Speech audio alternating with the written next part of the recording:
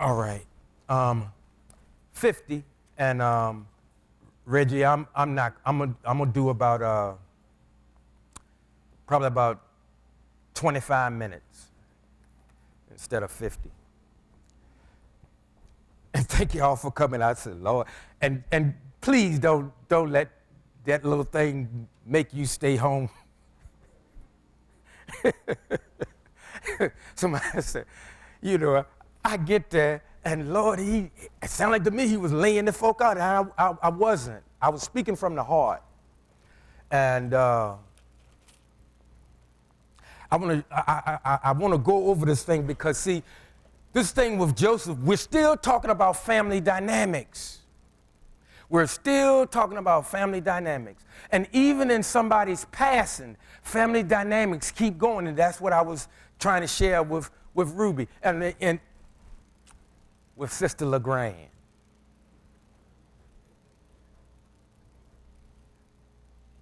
Reg, don't be waiting on me out in the parking lot.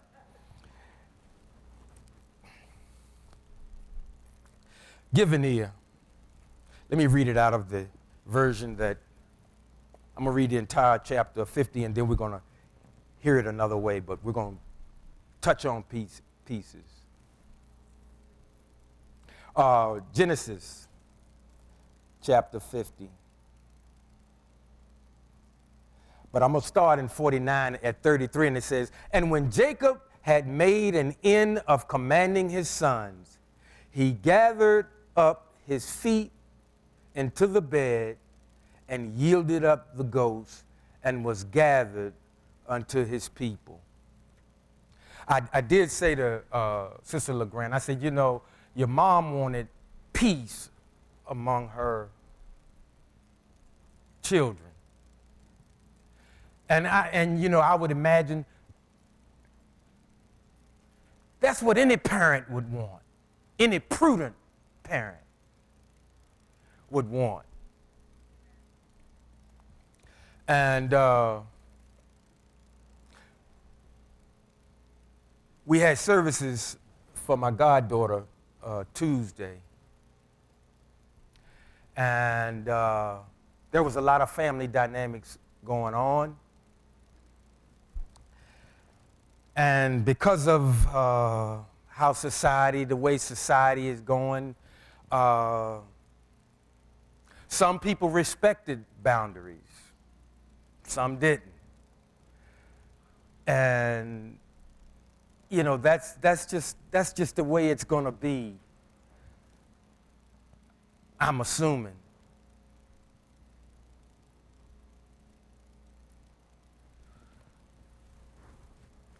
But it was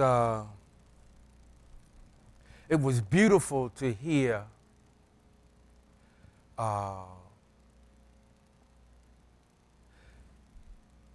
people speak about how she was. Some grew up with her, some worked with her. Some were neighbors. It was unbelievable, the outpouring. It stunned the family. They had to do overflow.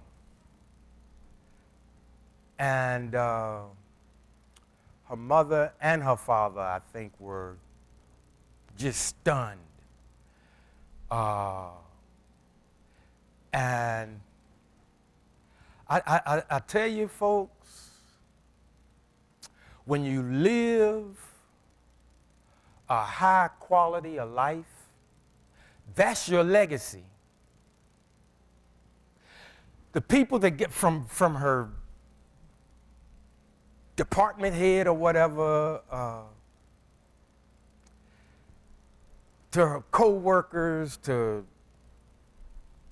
classmates, college mates.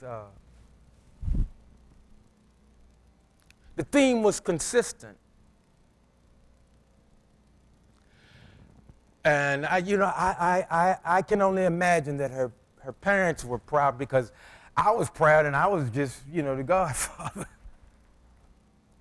But it really warmed my heart because she would always speak her mind, but she had the wisdom to always listen.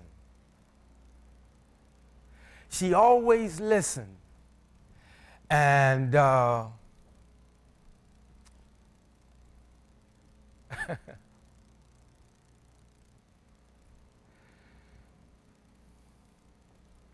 she even got the opportunity. I had said in times past, her mother kept saying, you don't control this. And her daughter had to remind her. She said, listen. And she said this to her mother. She said,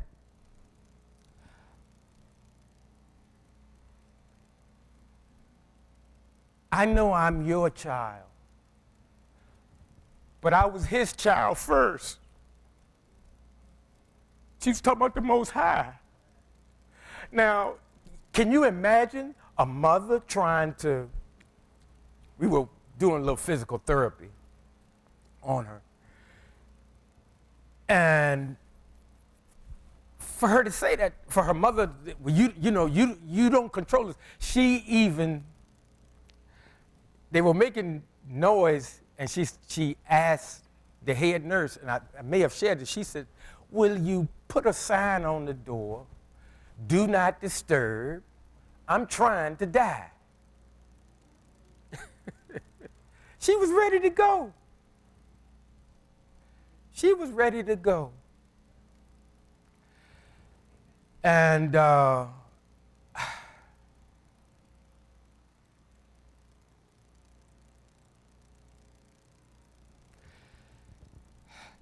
see, I'm how you live might be how you die.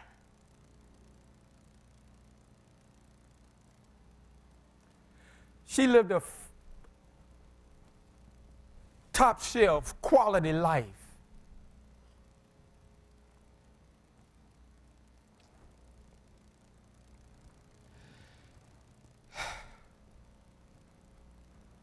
And we can do the same. I've been inspired because it does any senior or grown up. It does your heart good when you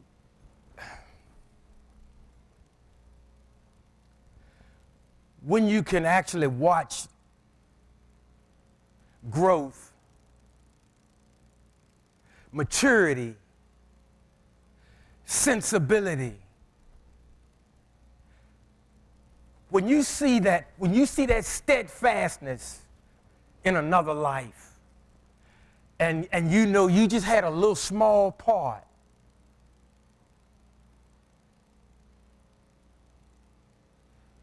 that's when you start realizing this stuff works. Torah works. Cut that other stuff loose, man. It's just, a lot of that stuff's just for show, and they pulling the curtain back, and we find out a whole lot of that stuff is not what we thought it was. That's the nicest way I know how to say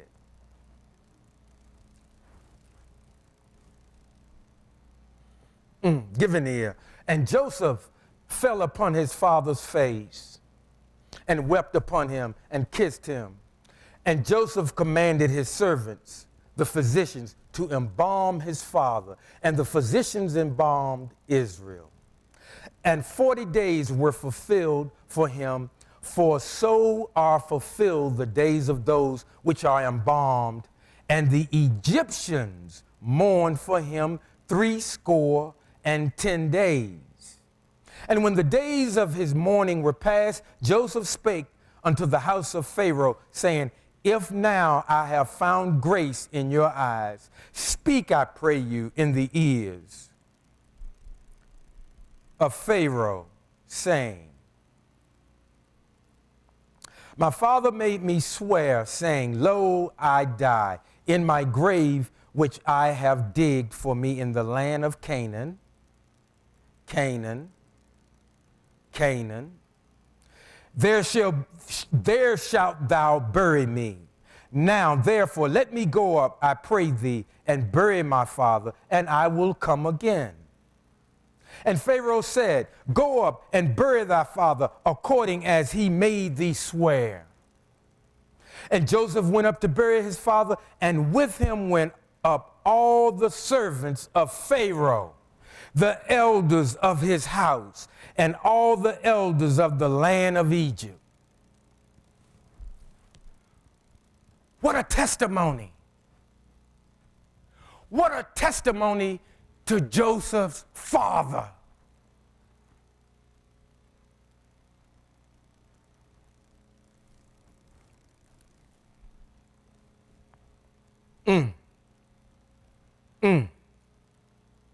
You see, Joseph, because he enjoyed a certain quality of life, he made sure everything connected to him got in on it too.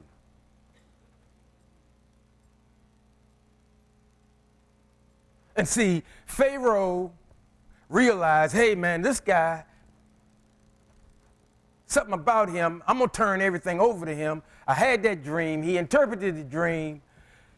7 years famine, 7 years stuff running over. Joseph set up a plan. We don't know whether we're going to be in a recession or not. See, all of this, listen, all of this is tied into what's happening right now. Now, again, Sister LeGrand's got to partake in putting a mother away. The family got to go through some of the same type things. I just went to a service Tuesday. No, I'm not saying death is imminent all around. Well, one day all of us going to get out of here.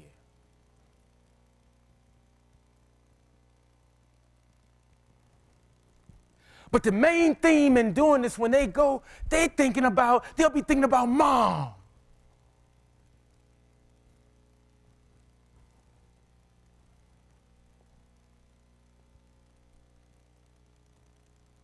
And as a testament, and I don't know this, if there's been some disagreements, I pray that it be dealt with. And even if we agree to be peaceable, let it be so.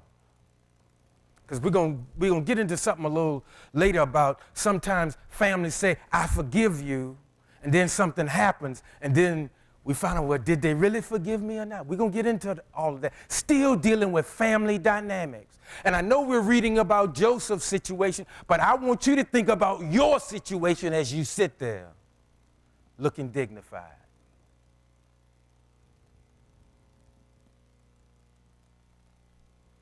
See, this manuscript is not just for us to read about other people and thinking, oh my goodness,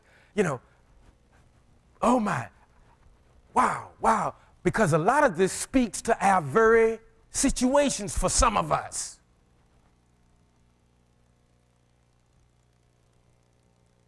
It's for us to get in it, to read, and this is what I like, because on those Fridays, we get into it.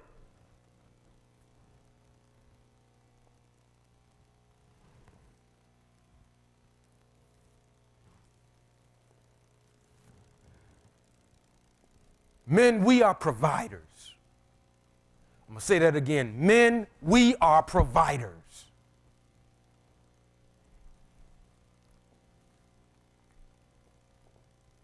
Joseph not only provided for his loved ones, that dude, everybody lived well.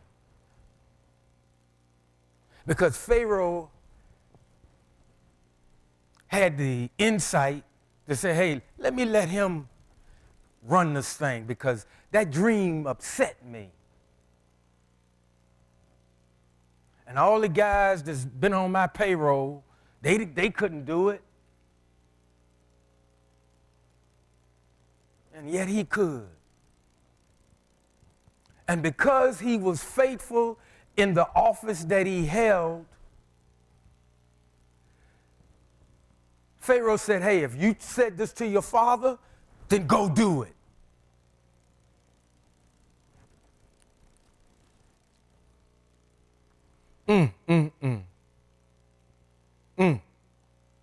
And Pharaoh said, go up and bury thy father according as he made thee swear.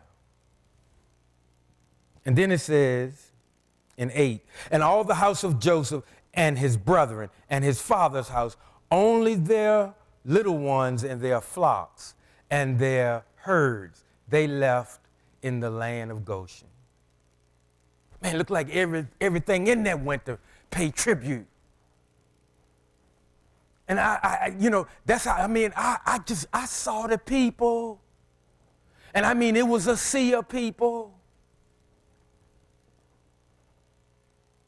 I'm speaking about my goddaughter, man. I said, man. And see the beautiful thing about it? They really knew her. It wasn't a situation where people were just getting up and, say something nice. There were things in the conversation that you knew, oh yeah, they knew her. They knew her because she operated a certain way. To look at her, you would see a very polished, and what's that term? You'd see a very polished, I guess, boss chick. Is what you would think you were seeing.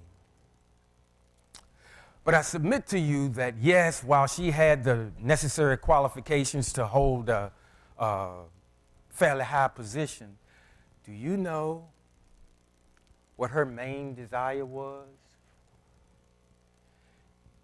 She wanted to be a wife.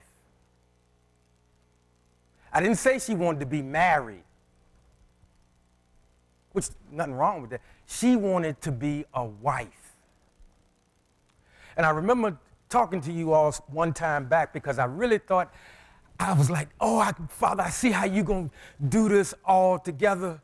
Because I started sharing with you all one time before that I had another godson that was living in Houston. I was the one that drove his mother to the hospital when she had him, and I was the one drove there, and I made a fool of myself, thinking I could get something done.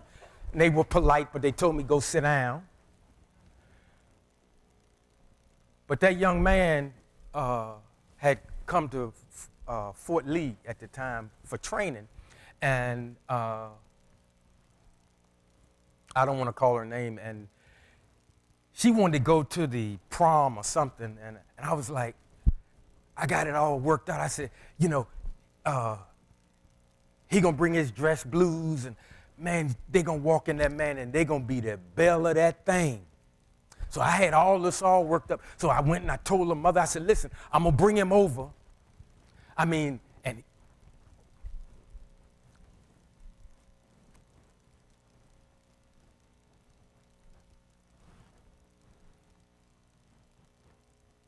we waited an hour and a half.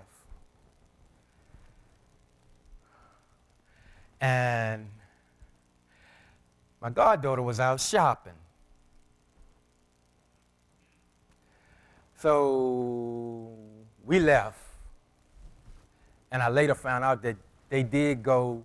No, they didn't go. She went, I think, with some of her girlfriends, because that was the thing they was doing then. But I was like, be honest with you, I was mad. I really was, but I didn't say anything. I didn't say anything to her. Her mother knew how I felt, because I thought, I really thought I had, because I knew both families. I knew both families, and I'm not saying I thought, I would have put these two. No, that wasn't. I just wanted her to enjoy her prom, and I know he looked better than anything they had in that whole school.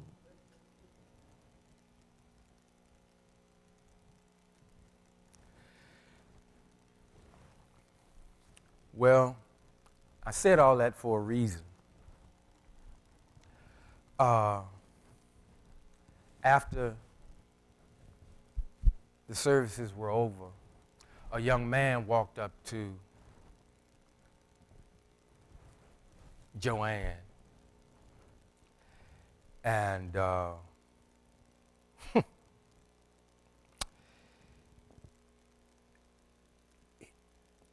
he introduced himself, and he said to her, "You know, I loved your daughter."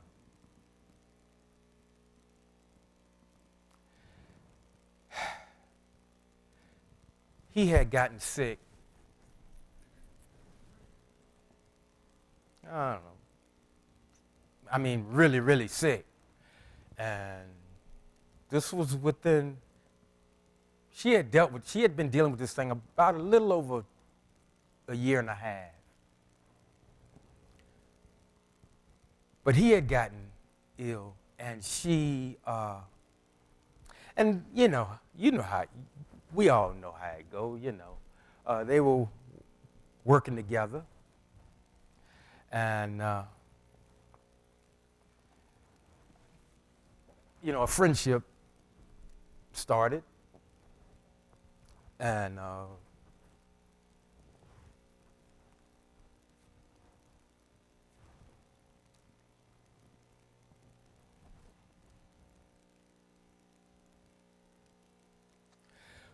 when he was ill, she went over and basically took care of him, got him back to health. And one thing about her, she believed in and she understood, and I don't know where she got this idea, but she understood what reciprocity was. She was the type of person, she would give you her best. But you know what? Unlike some people, she expected in return your best. Now, some of us will give our best and we'll accept anything. Any of you all ever exchanged gifts with somebody and they gave you something out the dollar store? I'm just saying, don't raise your hand. And you went out and they like this and go, See, she was that type of person. She knew whatever, you like a certain type of whatever, she gonna find out. And she was such a stickler that when the holidays would roll around, nobody wanted to get her name.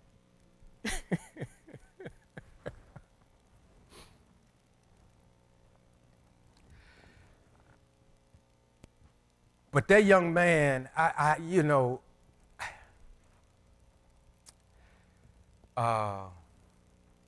don't want to call his name either. I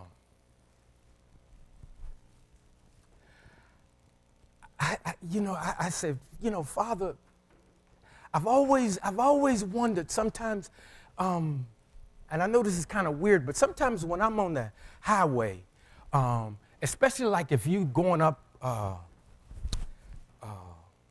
well, it was like that in Houston, but up in heading toward Northern Virginia, some of the highways almost like they intersect. And I have always wondered, when I'm passing either, somebody on top and I'm going under, and I'm saying, I wonder, am I supposed to meet that person that's in that car going that way? See, I wonder about stuff like that. I used to, and I'm going to try to revisit that. I used to be excited every day because I said, today I might meet somebody that will really make a good impression in my life. And I used to be excited. And life begins to happen and you get on the same old track, go home the same old way. And stop doing that.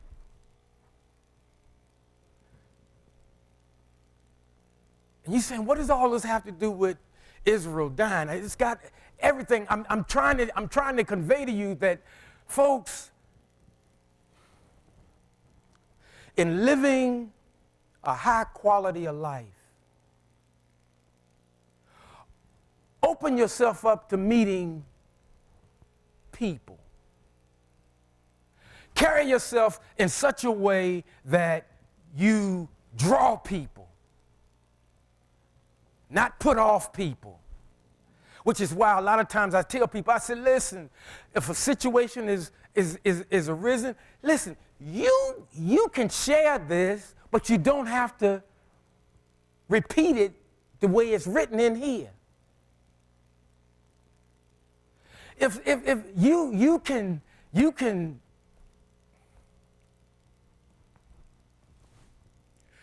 you can demonstrate Torah by how you react. If somebody's upset and you just respond in a non-alarming manner, you're going to cool the situation. You don't have to start quoting chapter and verse. When people are having life's issues and they're talking to you, I'm not saying don't use the manual. Just rephrase it. Remember, you're talking to a person that's hurting. Just be a human being. Don't get into your religious shtick. And again, that's not a time for you, even your testimony. And I want to touch on that, not today. See, there's a proper time for everything. And because of the funny way that, oh, Reggie, I didn't realize that. I'm sorry.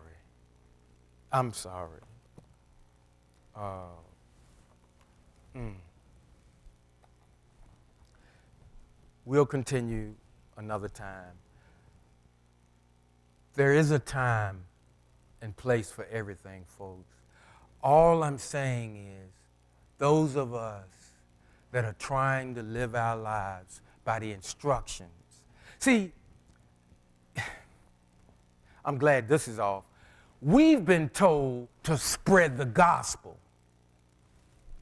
The best thing we can tell somebody is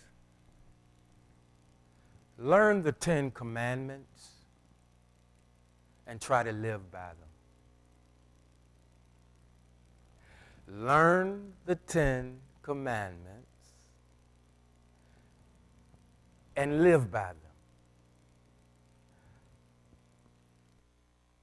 Because the 10 Commandments are a culmination of the Torah. We've complicated this thing. And it's given us some difficulty. We can't help people the way we really want to help them.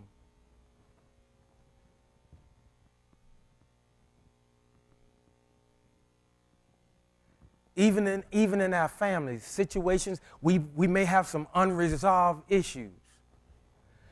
And they may never get resolved, but at least because we understand his teachings and instructions, we got to be bigger than the situation. And it's not about, because I study Torah and you don't, I'm better than you, and I'm closer to God than you is, so I'm just going to have pity on you. No, not like that. It's like, well, okay, bruh, okay, I'll talk to you later when things calm down a little bit, or when I calm down a little bit.